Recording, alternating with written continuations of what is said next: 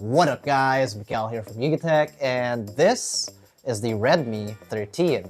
It's a budget-oriented device launched by the Xiaomi sub-brand that hopes to entice prospecting buyers looking for a handset that doesn't need flashy features. Like most other entry-level options, it promises a balance of impressive features and hardware to hopefully redefine what smartphone essentials mean. But does it succeed in doing so? Let's find out.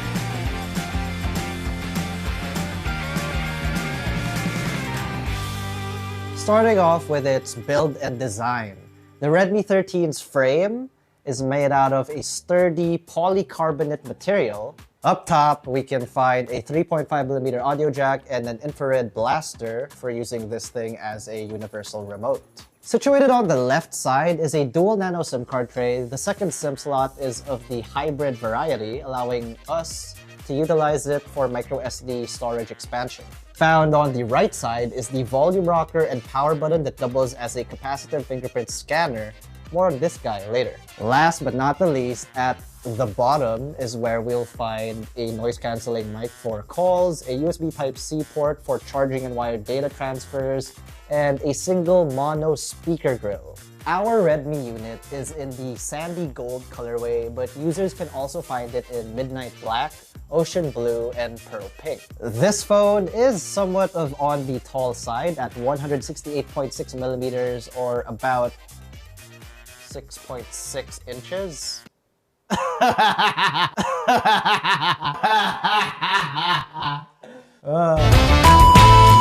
And it weighs 205 grams. The weight distribution on the Redmi 13 is very nice and balanced in hand, and the button ergonomics also feel great. I can totally reach everything without really having to jostle the phone in my grip too much. The device even features an IP53 certification, providing some protection against dust and splashes of water. Just like the front, the back panel is made out of glass, making the overall package feel very sturdy. We can also find two camera housings here that feature chromed accented rings around them and a ring light flash next to them. Flip the phone over and we're greeted by an okay 6.79-inch Full HD Plus IPS LCD display. It sports a 90Hz refresh rate, which users can customize in the display settings, and it gets a peak brightness of 550 nits in high beam mode, which actually isn't the most beneficial when using this thing outdoors in the blinding hot sun. Although for overcast days, like some of the days now, because we are now in the wet season of the country, this 550 nits of peak brightness does do pretty alright. We even get two Rainland low blue light, flicker-free, and circadian-friendly certifications, ensuring proper eye comfort when viewing the screen. The display is also protected by Corning Gorilla Glass for added scratch resistance. When we first booted the Redmi 13, its display color profile, or scheme as it's called in the settings, is set to standard, which is alright to be honest on most other devices. I mean, maybe I'm just used to OLED panels at this point, but it did feel a little washed out for the most part. Thankfully, we do have two other options in the color scheme settings, which is a more saturated one or a more vivid color profile. The latter being the recommended setting, and it may not make the colors more accurate on this display, but we did feel that it does look better in the vibrant color option. When it comes to media consumption on the Redmi 13, the experience when streaming videos and listening to music was a little lackluster. Like on YouTube, we can't even recommend watching 4K videos and setting the playback resolution to 2160p on the Redmi 13.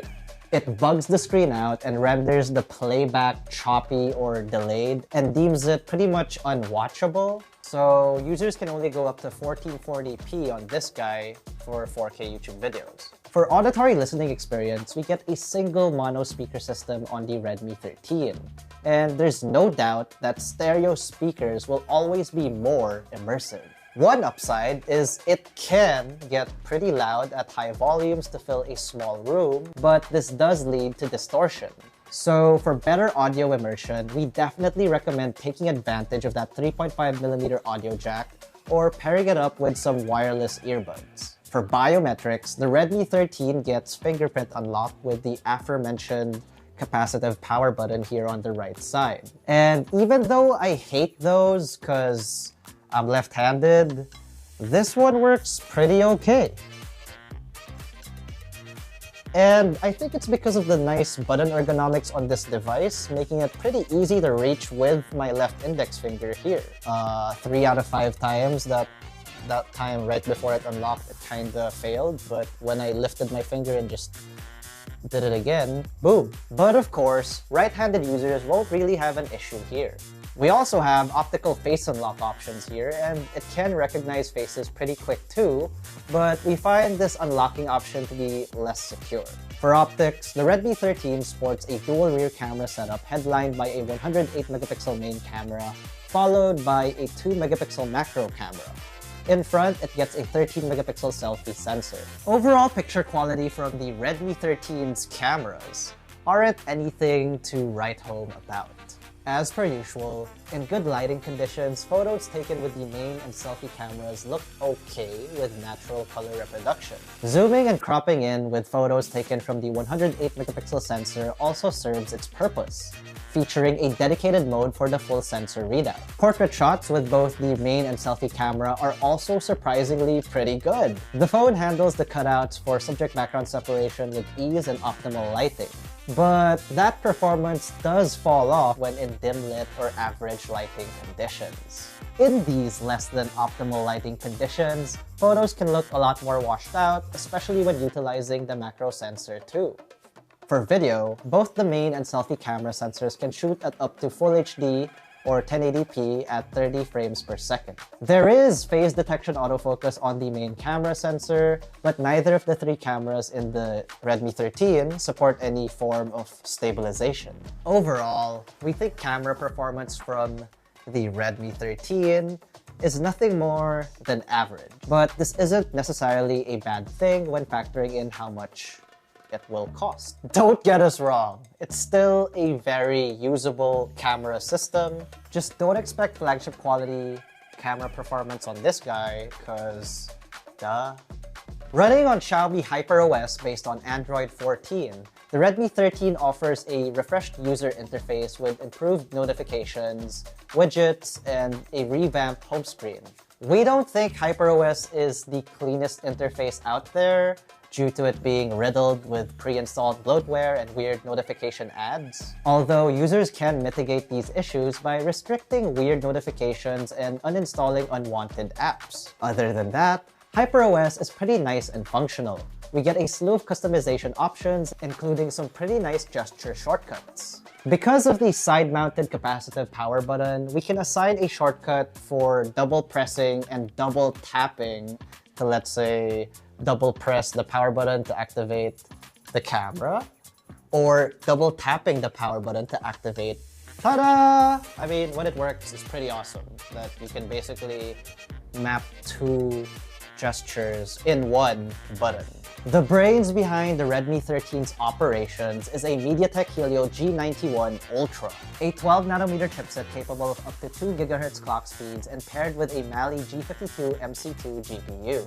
For configs, the Redmi 13 is officially available locally in 3 variants. That's a 6 plus 128 gig, an 8 plus 128 gig, and an 8 plus 256 gig respectively. Like I mentioned earlier, it does get support for up to 1TB expandable storage via the hybrid SIM card tray. Our unit is the 8GB of RAM plus 256GB of internal storage configuration, and it was able to run our usual productivity tasks and apps like with Google Docs and Sheets. Multitasking is a little bit finicky since we have noticed the phone lag or stutter when switching between apps. Most of those laggy delayness did kind of get better with a software update, but it's still present. And when it comes to gaming, light games like Mobile Legends Bang Bang play pretty smooth on the Redmi 13. But for more graphically intensive titles like Genshin Impact, this might not be the phone for you. It does run the game either way, but graphics optimally defaults to its lowest setting. And no, I don't think bumping up the graphics here is wise. But hey, don't take just my word for it. Check out some of our synthetic benchmark results here.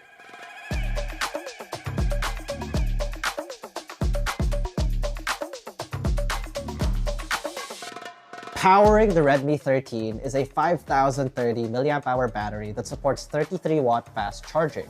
The 33-watt charging brick can top up the phone from 0% in a little bit more than an hour, like 1 hour, 15 minutes or so. And when it came to our PCMark Work 3.0 battery test, the unit garnered a result of 10 hours and 26 minutes, which, if you didn't know, is just kind of average. But when it came to our standard Unitech video loop test, the Redmi 13 only amounted to 10 hours and 16 minutes of playback. This is surprising, since our video loop tests are usually double that of PCMark's battery tests. But both tests were also run with the same parameters of being in airplane mode, display at 50% brightness, and volume muted to account for mixed usage variables.